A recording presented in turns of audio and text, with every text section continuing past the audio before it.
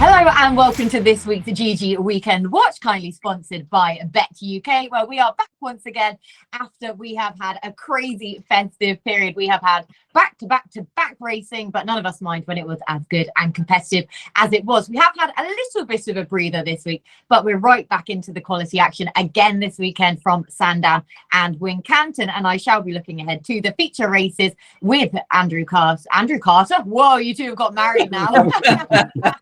He wishes. You wish I was going to say, well, he took your name, Daryl, anyway, so at least it was that way around. Yeah. With Daryl Mount and with Andrew Carter, as they're now going to be done for the rest of the show. But whatever guys they're in, whatever marital status they're in, they had a really good week last week because they had Gallic George placing at 7-2, tipped up by Andrew. Farmer's Gamble placed at 15-1, tipped up by Daryl. Go Steady placed at 5-1, tipped up by Daryl. Grumpy Charley won at 15-2 as Andrew's nap. Morgan Ferry won at 11-10, tipped up by Daryl. And Idalco Bu placed at 18-1, tipped up by Daryl. So well done again, guys, for those results on last week's show. And this week we begin at Sandown with a 0-130 handicap chase for 5-year-olds and over 2 mile 4 at 115, where Gemerand heads the betting as the 7-4 market leader. And what is a bit of a lopside market here, Daryl. So would you like to kick us off, please? Yeah, this is a good little race. I think we're expecting a good bit of rain due on Friday night, Saturday morning. So I think it's going to be quite testing there. So you're going to want a horse that handles deep conditions, I guess. So I can see why Gemerand for Venetia Williams at the top of the market.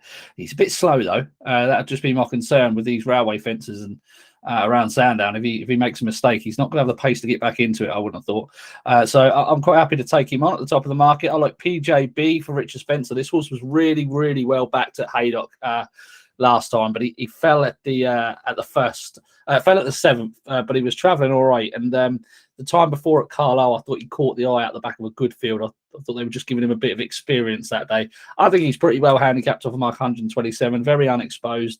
Yeah, I think he'd go very close in this under Sean Bowen. GG Ambassador Sean Bowen. Yo, nicely done, nicely done. Ever with the professional hat on, Daryl, as well. Yeah, like you say, GG Ambassador. Sean Bowen then at 5-1 about PJB. Like it a lot, taking on Gemerand at the head of the market. Andrew, do you have similar thoughts? Yeah, if you've come for professionalism, you've come to the wrong place. I was going to say, exactly. Don't come expecting that again next week, then you'll be lucky. Funnily enough, I do know someone called Andrew Carter. He's a friend of mine. He's a racehorse owner. Had a few nights out in Charley. He's also the CEO of Chapel Down Wine, so a good handy bloke to know. So get him on the podcast. Yeah, I've already given him a name mention, so there you go. Yeah, at Andrew Carter 21 if you want him on Twitter. Yeah, this was quite an interesting race. This I didn't like Precious Eleanor. I thought this one's a spring horse. Only ever won in March and April. Only ever won when favourite. Certainly Hurdle like the right-handed track, but it's probably going to be too soft for him. I mean, I'm just looking at the prices now. Gemerand, pretty quirky, and this track's very different to Southall, where he won last time out on good ground. And you look at some of the jockey comments from Charlie Deutsch saying that, you've got to kind of leave him alone. He's got to be on his own a bit. And I just thought, 7-4, forget it. It's going to be overrated here. There were two I liked. PJB, unsuited by the left-handed track prior to falling at Haydock last time out, to jump out to his right occasions. Won here at Sandown over hurdles, and high up in the air. For Gary Moore, reluctant to race last time out, but has done well at this time of year before. You look at his record in January and February, 5 wins from 10 starts. So when I first looked at this, I couldn't see any prices. Looking at it now, high stakes 9-1. Sorry, high stakes, high up in the air 20-1, and PJB 5-1. So I'll split stakes between that pair. Oh, like it. Yeah, like you say, high up in the air, then 20-1 as the outsider of the field. So yeah, split stakes between him and PJB. So the pair of you agreeing on that 5-1 shot as well. Like that a lot. We head to Wincanton next for a 0-150 handicap chase for 5-year-olds and over 2 mile 4 at 130. Just 6 declared runners here, Andrew. So how are you playing this one? Yeah, I was against Celeb Dallin at Cheltenham last year when he was favourite for one of the handicaps of the festival, because that race, the plate, normally goes to a prominent racer, and I said beforehand his hold-up style is going to leave him vulnerable, and it did. He finished 5th, and he followed that with a fairly modest 4th. So again, 6 runners round Wincanton, a speed track. Is it going to suit his come from behind style? He might get away with it because there are a couple of pace angles in here. Alexia Denuts, for example. But I was thinking I want to back the two. I was going to say the two biggest price horses in the race. One of them is 8 into 11-2.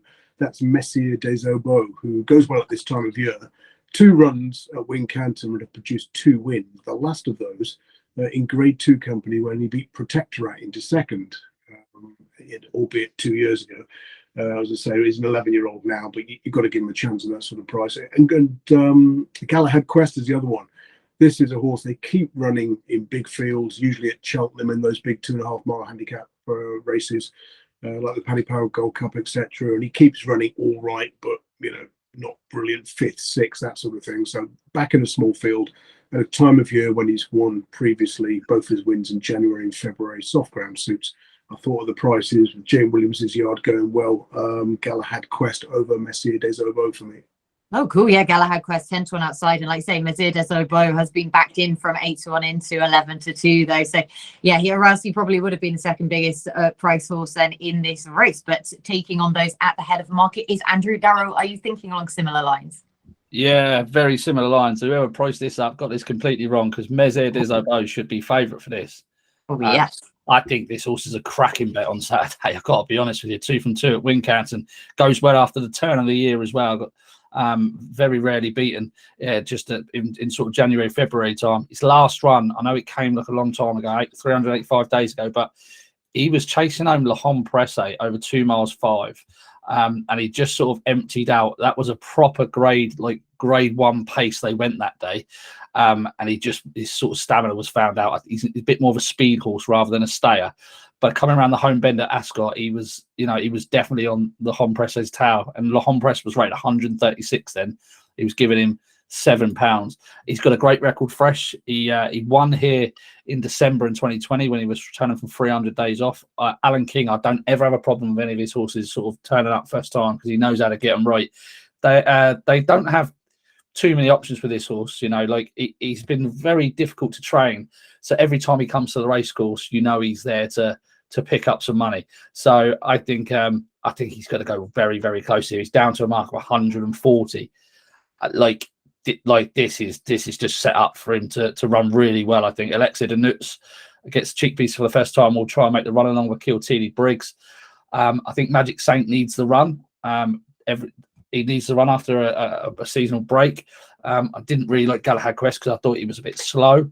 Celeb Dallin, I don't like hold-up horses at Wincanton. And the fact that they've been going up to 3 miles to me just suggests he does lack a little bit of pace. This horse, Messire des Obeaux, had 17 starts, career starts. That's it for an 11-year-old. He could not have better conditions at Wincanton where he's 2 for 2 with a race set up for him. I think he's a smashing bet. I think he should be 2-1 favourite. Oh, I like this a lot. I was going to say he's down to 4-1 in a place now. There's a few firms offering 11-2. Our sponsors, Bet UK, are currently 9-2. They've shortened that as well. Oh my goodness! I hope you got the 8-1 then when it first opened up. Either one of you. I am on it, but sixes. I thought that's fair enough. Anyway, I think it's 2-1. I'll back him all the way to 2. I'll back him all the way to about 11-4. I will. Oh, really? Oh, yeah, goodness. Yeah. So as he continues to shorten, then back him away, then up until that point. Goodness me, so that's 6-1. Pricing talk from Daryl Mount. Daryl Mount, exactly. Yeah, just to say, my dad's name is actually Andrew Carter, by the way. Is it? Yeah, how strange is that? What? I honestly didn't know that, Daryl. I don't think that I'm weirdly messaging your dad or anything like that. I actually did not know that in any way. I hope they don't clip this up. Let's get every Andrew Carter, so we know, onto the show now for next week, just to completely mix up. Also, have you two heard of New Year, New Me? Because the pair of you two are agreeing on a whole lot of things here. You're being very amicable with the pair of each other. So so Messire des Obeaux, you both agree. It won't last. No, exactly. I was going to say, give it time. And this new year, new you will not continue. Right. We are back to Sandown next for a 0-145 handicap chase for 5 roads and over 2 miles at 150 in what is looking a trappy enough race where a whole host of chances can or look to be given to runners here, Daryl. So who are you siding with? I'm torn between 2 here, but I do think the winner comes from one of them. They're 7-2 and 6-1. That's Frero Bamboo, who a lot of people have gone off the cliff with this horse, but he needs deep ground. He's been running on good ground the last twice, and I think he likes it here at Sandown. His second to Dolos last February is a very, very good piece of form in the context of this race. he was third last year, third time out to Editor de Geet, and these are just his ideal conditions. If you look at his runs on soft or heavy ground, like Lingfield in the January meeting, the Millions meeting, he won, and then he was behind Dollars here on good to soft ground, and then he ran a cracker in the Grand Annual of Pound High when third to Global Citizen, coming from a mile back. Those are the only two times he's had deep ground for the last couple of years. I think there's more to come from him. I just think he's bubbling under, and I think he could go very close. The one that I'm struggling to get away from as well is The Last Day. I absolutely love this horse. I tip him every time he goes to Obeaux. Very disappointed that you didn't say that in Irish accent. I was going to say, please with the correct accent. Having offended all our Cornish viewers and listeners last week, I thought the Irish, it was their turn this week. Last day. But this is a good horse. This is a good horse. He's 11 now, but again, he's another 11-year-old that's quite sprightly. He's not had too many runs under his belt, and he does want a bit of deep ground. I know he's won at the Spring and at Aintree, and he does go particularly well at that track, but he jumps for fun. And when he's on a going day, he's very, very good. I just don't know. He's got a good record fresh as well, so I won't worry about the return.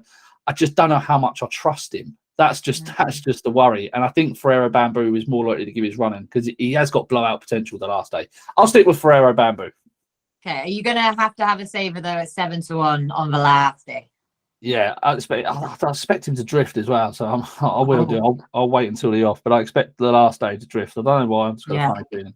But you'd probably just back him to win rather than an each way play if he's got blowout potential, would you? Yeah, he's one of those, Kate. He either absolutely bolts up or does nothing. So he'd be a win only bet for sure. Yep, and if he drifts, then don't be too disturbed by that either. But yeah, Ferrero Bamboo, who I know that this podcast is now sponsored by Bet UK, but I wouldn't be surprised if it was sponsored by the Panda's favourite chocolate, because he gets to mention what feels like every single week. And Andrew, you tend to side with him, so you're siding with him again. Yeah, no, I'm deserting Ferrero Bamboo Russia, the chosen choice of chocolates for giant pandas, and I'm going with the shit or bus merchant The Last Day.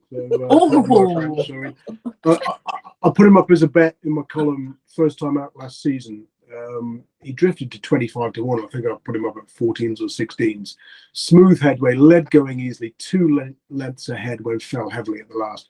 That was on the 22nd of January. We didn't see him again until the Red Rum handicap chase at Aintree in early April. And could 12-1 won that very easily. Now, again, 2017, 2018, first time back. He's run a cracking race, winning maiden hurdle at Chepstow. Following season, first time back, he's 16-1. Looks booked for second when he's taken a tumble at the last. 2019, he's won first time out over fences at Aintree. Following season, he's bombed out when he was back over hurdles, again after a long absence. But he's got a great record when fresh, as Daryl's saying. Like Messire des Obeaux, he's an 11-year-old with 17 career runs to his name, so lightly raced. And the key is just, it doesn't matter what the ground is. I don't think the track matters. Particularly, he's won at Carlisle, for example, stiff right-handed, and he's won at Aintree, sharp left-handed flat track. So I think it's just a case of if his jumping holds up, it points to a big run. So the betting's got a bit strange. He was 7s into 5s when he first opened earlier in the week. 5s out to 7s now. He could go off sort of 7-2 or 16-1. So back him to win. It's a bit like Sporting John, a friend of mine. Sort of said he got on each way 5 places. I said, well, what you're doing? I'll put him up as a win bet, and he's going to win or pull up. So sadly, it was the latter. But yeah, he's definitely the horse you don't want to be backing each way. So yeah, The Last Day, strong bet for me. Will be going up in the column, assuming Sandown's on, because there's an awful lot of rain forecast on Saturday. There is, isn't there? You can always guarantee, if you see the Tolworth is coming up, you can always guarantee that the rain will come in there. And yeah, I mean, it is currently listed as soft at the minute, so hopefully it does pass all inspections and gets the go ahead. But both of you agreeing with The Last Day, then to see if he is going to be, as you so eloquently put, a shit or bust then for horse for this race. Right, back to Wincanton now for a 0-125 handicap chase for 5 rods and over 2 miles at 2:05. Again, not the biggest field by any means here, Andrew. So how are you playing this one? This is a really good race to bet in because there's a very dodgy favourite here in Desk de Lisle. Bit of an oddball because he jumps out to his left, but he has won the last twice at right-handed Ludlow. but he's had 2 runs here at Wincanton. He pulled up in the first of them, and he was 5th in the other. That was in this race last year when he was 11-2. Now you're being asked to take 7-4, 2-1 about him. I don't think he likes his track. I think he's going to struggle despite those Ludlow wins. Another Crick, semi-interesting in the first-time blinkers, having won this race last year. Often goes well in his first start of the new year. I thought the ground was too soft for Midnight Midge. Ditto Corto the King. So there's, I come down the side of 2. One of them is not available. I gave a favourable mention to at Newbury last week when he was 3rd at 18-1. You know, so Matt Shepherd describes him as a slow 2-mile chaser, and basically he needs a track with difficult fences to kind of like, you know, slow the others down. And both times he's won at sort of Ludlow and Newbury, his main rivals have made jumping errors, and he's just kind of plodded his way around. Might be the case here as well. He's yet to run at this track, but does take some jumping on occasion. So I thought not available. You know, he's got to be in contention. I think he's 9-2. The one I like though is Native Robin at a huge price, 33-1. Now he's a 13-year-old, but his last 5 runs at Wincanton have produced 4 wins in the second. He's hated the stiff track the last twice, Cheltenham and Exeter. So back at his favourite venue, I don't understand why he's 33-1. Yes, you know, maybe those last 2 runs are on account of him declining at the age of 13, or it's just a case that you know, he didn't like the uphill finishes. And at the price, you can take the chance that it's you know, that's the reason for those poor efforts. So yeah, Native Robin for me. Save Run not available. Intern to Civiller, disappointing last time out, but I wouldn't be surprised to see him bounce back to something. But the market is all to cock here. Why Death Denial is 2-1, 7-4, I don't know. Yeah, like I said, I mean, in turn to Savola, he is second in there at 9-2, but the main place not available, 9-2. But the outsider of the field, 33-1 about Native Robin. You've got a theme of siding with the old boys today, Andrew. So hopefully that will materialise. Andrew, all those old boys together. all those old boys, exactly. Got to hold the fort. Daryl, who do you like? I'm sticking with the baby in the field. I think this is a very well handicapped horse. In turn, Discivola wasn't even put in the race last time at Fosslas. Completely just hung out the back. Didn't even. I'm surprised they didn't do a Steward's inquiry on it because he was £13 out of the handicap there. So it's no surprise that they didn't want to get involved there. He now drops in grade, or slightly in grade, but he's running off his correct mark of 123 instead of 136. I liked his run at Warwick behind Stage Star because that was another sort of suspect run as well. Now they're not obviously plotting for a £13,000 prize, but my point being is I think they're just using the 2 runs to get a bit more experience into him, and he was really still tanking behind Stage Star on the turn, you know, into the home straight, and then just nudged out under hand and heels as the winner when it run away. This is the first real opportunity we're going to see him sort of in a handicap ask for a maximum effort. And as I've said before, I don't like hold up horses at Wincanton, but he has made all over hurdles before. And I'm just wondering if they switch up tactics here and go forward. He's been a little bit supported from 6s into 9-2. And I think he's completely unexposed. I think he's very well handicapped on the pick of his hurdle form. He beat Gary Moore's York Sea at Cheltenham, not last December before in a juvenile hurdle, very, very easily. That horse is rated something like 130 or 126, which is due to go up, I think. But there's bits and pieces of his form with like Silver Shade, who's rated close enough to him to think that he's got a lot in hand off this mark of 123. So in turn to Sivler for me. Oh, I like it a lot. Then good case made, yeah, in turn to Sivler. So why am I finding it so tricky to say? Savola, I keep getting caught between Savola and Sivilla. But anyway, the 5-year-old there in the field, hopefully continue good form for Jane Williams. Right, it is graded action up next with the Grade 1 Tolworth Novices Hurdle for 4-year-olds and over 2 miles at 2:25, where unfortunately we did obviously lose Lucia from the race due to an unsatisfactory scope after she was the Enterprise favourite for the Tolworth. That now leaves Tarmuras at the head of the market at 2-1, authorised speed at 9-4, and it's a fascinating runner then for Henry de Bromhead in next, who sends over Arctic Brazil for this one, and he is 130. Thank you, Andrew. Shots currently. So, Daryl, who I've learned finally. But Daryl, who wins the Tolworth? It's almost like the markets forgot that the Irish are much better than the English, isn't it? Yeah. But in this case, like Tamara shouldn't be favourite for this. He just shouldn't be. On all known form, he should not be favourite for this grade 1. Authorised Speed is the horse that should be favourite. The slight concern, I fancied this horse right from the moment I saw him actually at Lingfield. He beat a horse that I liked that day. I tipped each way, Broadway Boy, by 15 lengths, and I know that Broadway Boy is capable of running to at least 125. And I know that this horse has run to 140. I just twice on 2 occasions, including here at Sandown last time. And the moment I saw him at Lingfield, I thought Tolworth Hurdle. The problem is I do this quite often, right? Is I will see a horse and I'll think of a graded race for them in Britain, and I'll be all over him up until that point, up until it gets to the day, and then I'm like, oh, let's have a look at something else. Let's see what else in a way. Your toxic trait. Yeah, so I do annoy myself by doing that, but I expected him to be quite a strong favourite, to be honest, and he's not. He's 2 to 1. If I can get 9 to 4, I'll definitely back him over Tamara's, because I just think that Tamara's, although does want a bit more of a stamina test, I'm not entirely convinced that he wants deep ground. Whereas Authorised Speed almost certainly does. Astro Boy was the one I was going to mention that's overpriced in comparison to Tamara's, who he beat on in a bumper at Foss Lass back in February last year. But he's come in from 28s to 14s now, so that's irrelevant me even mentioning that. Arctic Brazil, I did like the run. I've got to be honest. I know a lot of people. There's some people that say that this horse is going to absolutely piss up in a Cheltenham race. There's other people that say he's absolutely rubbish. I don't know where I sit with him. I did like the run. I thought he won with plenty in hand at Cork. He's definitely going to improve. Whereas he was wearing a hood, that seems to have come off. He was wearing a hood, wasn't he, the last day? Definitely. No, he wasn't. What was he wearing then? Some sort of fanciful headgear. I thought he was wearing a hood, but he's kind of a horse that's got his head up in the air a little bit, which does sort of worry me a bit. But I find it hard to see him out of the first 2, really, because he galloped through the line the last day very, very strongly, and he is a nice horse, definitely going places. I don't know about YouTube, and I have wondered about Henry de Bromhead's horses when they travel. Yeah. Is that something that's been on the pair of yours minds? Because it's definitely on my minds. Like Envoy Hallen was crap in a King George, wasn't he?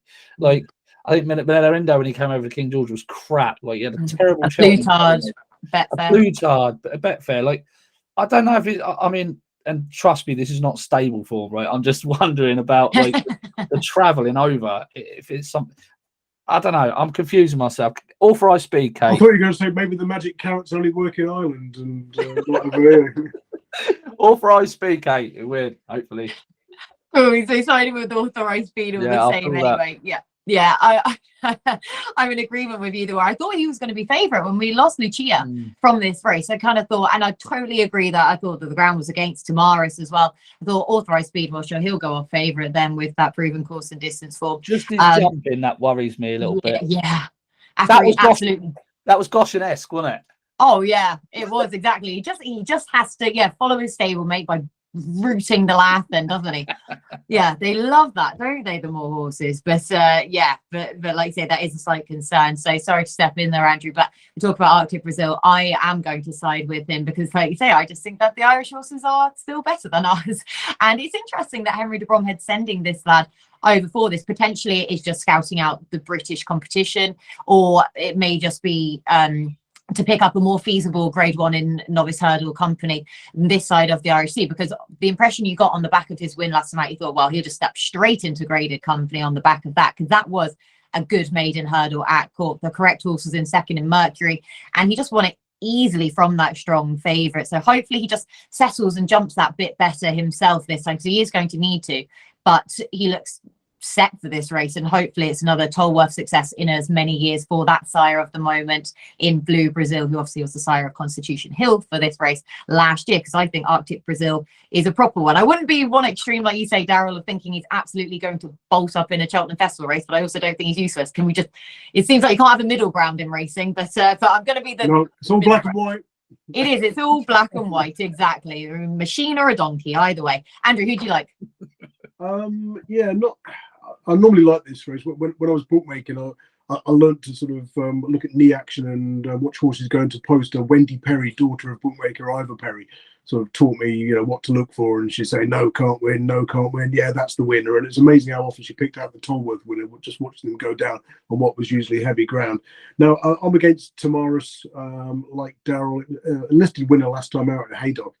I looked at Nichol's record with listed winners going up to Grade 1 company, only one from 19 in the last 25 years, including Tubab, who was 2-1 for this race in 2011, only finished third after landing that same Haydock listed contest. I just thought he's priced up on the trainer rather than what he's actually achieved on the track. Authorised Speed is the one I've come down the side with. I know it was novice hurdle last time out, but at least it wasn't a maiden hurdle. At least it was similar going over course and distance.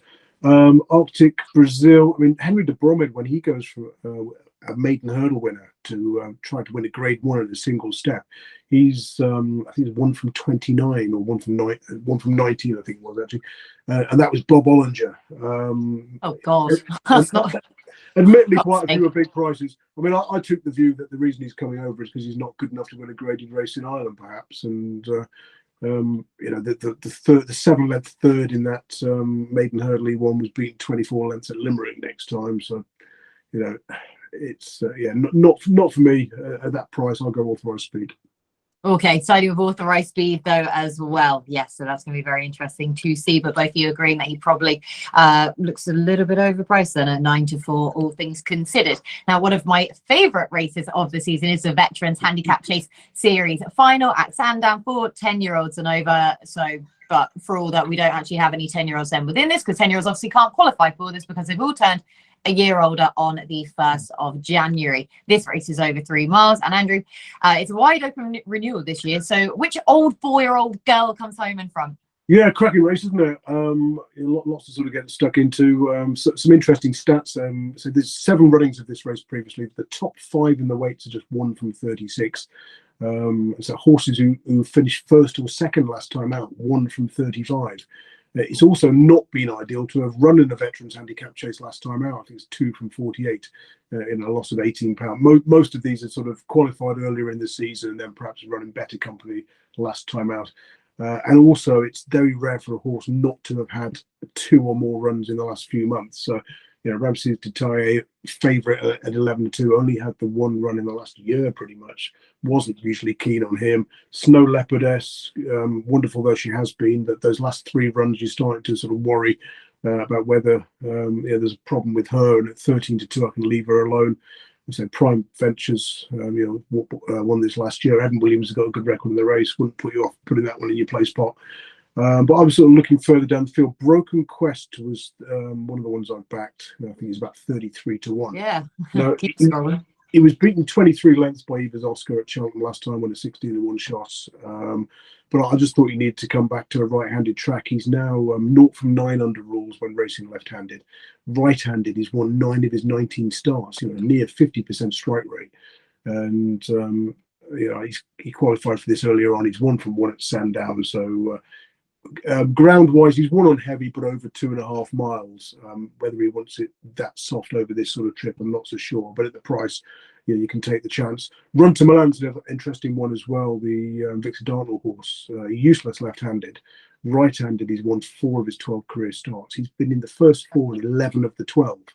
The only time he was out of the frame was where it was here at Sandown, but that was in the EBF final over hurdles, 2.5 miles, about 5 years ago now when he was pulled up. So I wouldn't read too much into that. So yeah, Broken Quest and Run to Milan were sort of 2 bigger prices that I thought would give you a run for your money.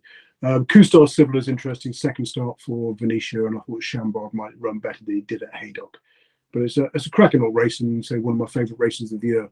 Although I don't think I've ever backed the winner of it. No. Apart from was it Japek a few years ago who was just completely teed up for it? Apart from that, it's sort of it has been very tricky. But good cases made in a 20-1 shot in Run to Milan, and also 33-1 about Broken Quest as well. So big prices. Andrew swinging for the boundaries. Then Daryl, do you agree? I like Ballyandy. Class act to this horse. I love this horse.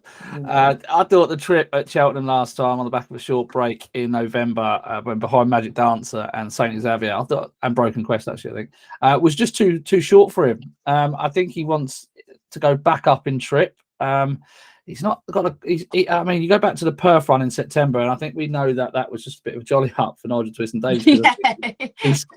He sent the other horse there, didn't he? Gal Road. Oh, Gal Road, yeah. Yeah, same owners, same ownership, I think, isn't it? Yeah. So we know that was just sort of a run for them. That ground would have been too quick for him there. He's 2 for 2 other than that, over 3 miles. I know it's come over hurdles, but I think he jumps perfectly well over fences for a track like this. I think the ground would definitely suit him. Going back up to a stiff test of stamina over 3 miles would certainly suit him. He's off a fair mark. He is a class act in the field, you know, if he puts his best hoof forward, if you like. I think 12 to 1's a fair price, so it'd be must have at the race. Oh, 12 to 1 then about dear old Ballyandy. He's just one of those horses where he just feels like he's going to be around forever, and then you see that he's now 12 and you think, oh God, things don't last forever, do they? But yeah, God, that would be. I guess so. He's 12 to 1 with our sponsors. They're 5 places as well. I think most firms are. So you can afford to have a few stabs at this race, I think. Especially given the Fab is I think never won right-handed, so I think that's what I'm saying. I like it. I just thought taking the top of them. I just thought they was too short at the top of the market. That Ballyandy's good each way bet, 5 places. Yeah, no, definitely. So, like I say, 5 places on offer then with Bet UK is a very likable way to play that race, which is obviously, as ever, very, very competitive. Right, back to Wincanton for a 0 to 140 handicap hurdle for 4-year-olds and over 2 mile 5 at 3:15, where Chianti Classico heads the betting as the 5 to 4 market leader on his handicap debut off of a mark of 131, which looks for me hugely feasible for him to overcome, because I mean I've actually been lucky enough to have a sit on this horse, and it was about this time last year, and he literally just gave me the nicest feel. And even then I didn't really take in sort of what I was sat on at the time, but I remember taking a photo of him then afterwards. This is the worst after timing of all time, but I took a photo of him afterwards. Then I didn't take a photo of any of the other horses, just to try and remind myself of who I then sat on that day. And that was, as I say, around this time last year, and he'd only won his market raising bumper after finishing second at Ascot previously. But he feels like a proper one, and I know that since then he is held in the highest regard by connections anyway. So I'm so pleased that he is proving everyone associated with him correct, that he is a smart one. I think this extra 1 furlong should really suit him, and the softer ground will also be in his favour as well. So I'm certainly not looking to lay Chianti Classico at his current price, which I'm more than happy to take. So it's unoriginal, but it's a fab for me though, Daryl. So who do you like? Yeah, total agreement with you. This is your get out of jail card. This is, I think, if all else fails on the day, I can't see this getting beat off a mark of 131. I think he's very well handicapped, and he's the most promising out of this bunch. So Psycho is obviously a little bit interesting for Paul Nicholls, but yes, Chianti Classico should take a world of beat, I think. Oh yes, I like that. Back it up, and I will be resharing that photo as well. Mark my words. If he doesn't, then you'll never see the photo ever again. But yeah, so Chianti Classico for Daryl and I, though. Andrew, you're going to make it a hat trick? Yes, I think he wins. Yes. Oh my goodness me. Oh, perfect. Even better. Why does this not happen from week to week? I like 2023 U2. This is much better. Both agree, or all 3 of us agree, number Chianti Classico 5 to 4 in the 3:15 at Wincanton. And our final scheduled race is back at Sandown with a 0 to 145 handicap hurdle for 4-year-olds and over 2 miles at 3:35. Another open looking handicap hurdle, Andrew. So who wins it? Haven't a clue. Have not had much chance to look at this race in any sort of detail, so I'm not going to offer a selection. The one of interest for the future is Infile for Gary Moore, who needs good ground ideally. Got away with it at Wincanton last year on good to soft, but he's going to win a big race, I think, when he gets his ground. But hasn't been out for 266 days. It's officially soft. I imagine he won't run because of the ground, but do look out for him in future. Cool. Okay, so do look out for Infal then in the future. I mean, here he's actually drifted out to 14 to 1 though for this race, but a race to look for the future and to look for horses to take out of it then going forwards for Andrew. Daryl, any stronger opinions? No, I don't know. It's quite tricky. This is. I totally agree with Andrew about Info. I like that horse a lot. This is 2 miles on heavy ground. It's going to be heavy ground. He's not going to run, so I won't worry about him. This Desiello at the top of the market, right? He could bolt up here, but he was beaten very, very easily at Haydock by Jungle Jack, and he was turned out quickly under a £7 penalty. He's now a further £8 higher in the weight. So I struggle to see him holding favouritism, in all honesty. ICO was quite promising for Paul Nicholls last year, but he just wasn't finishing out his races. He did finish out his race in the Dove Cup last February, but he was just sort of outpaced. I wonder if he wants deep ground. He's 2 for 2 on deep ground, and perhaps good to soft at Kempton. Dry and ground was too quick for him. He's returning after 315 days off, but you can pretty much count on Paul Nicholls to have one fit and ready.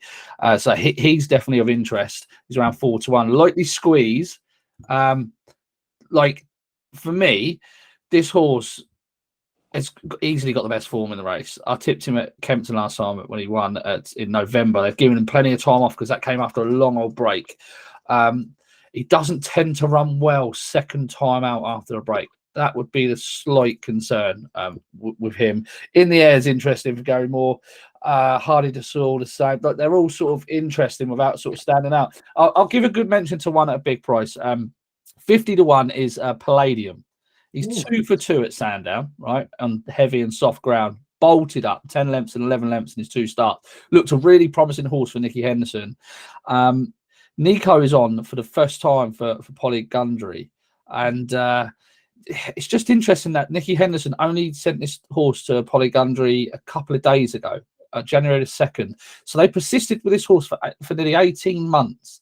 And then sent it down to Polly Gundry, and Nico's on for the first time. I just find that very, very interesting. Look, might do absolutely nothing, but 50 to 1 for a 100% course winner who's not, won by less than 10 lengths in his 2 starts.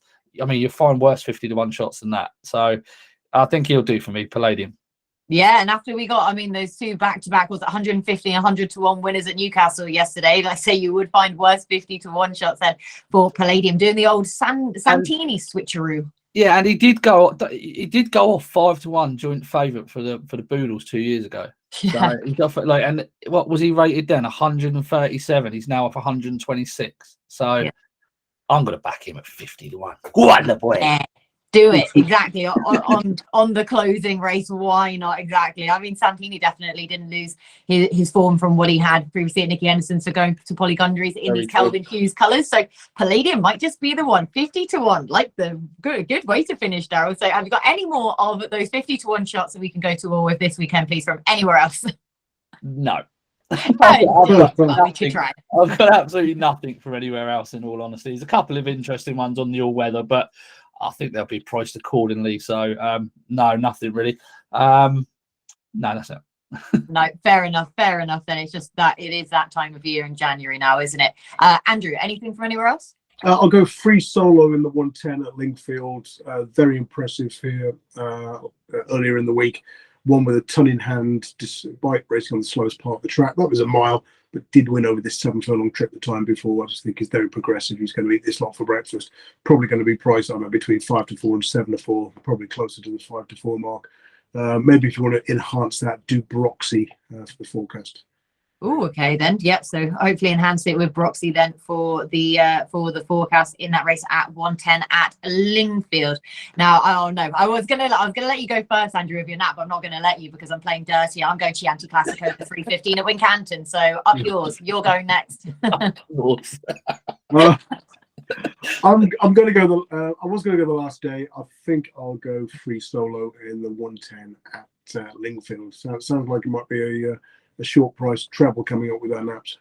Oh God, yeah, exactly. No pressure then. And Daryl, sorry, we got in before you as well. That's for that. Who's your nap? Well, I'm torn between 2. They both come at Wincanton as well. So I'm